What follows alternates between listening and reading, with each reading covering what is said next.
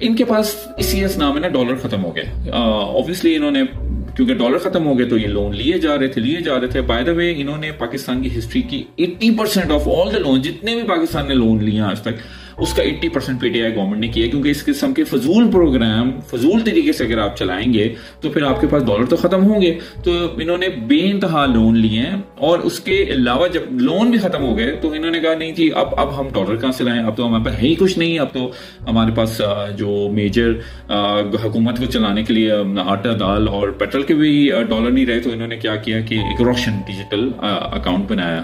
اچھا, روشن digital account is one of the worst things you can do with Pakistan, کیونکہ اس کے اوپر آپ اگر آپ اس کی ویب سائٹ پہ جائیں آپ اس کو 11 پا رہے ہیں یا 13% تک پروفٹ دے رہے ہیں. مطلب آپ نے صرف 4.5 بلین ڈالر آج تک اس سے لیے اور آپ 13% اس سے بلیڈ آؤٹ کرنے. That is one of the worst programmes جو ابھی پاکستان فی الحال ختم نہیں کر سکتا, کیونکہ پاکستان کے پاس ڈالر آلریڈی شارٹ ہے. But sooner or later any sane government is going to kill that programme.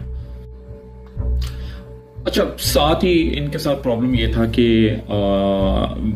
ان کا جو اکاؤنٹ ڈیفیسٹ ہے وہ پورا نہیں ہو رہا تھا, کیونکہ انہوں نے بے انتہا لینڈنگ کی ہوئی تھی, ٹیکس ان سے کلیکٹ نہیں ہو رہا تھا.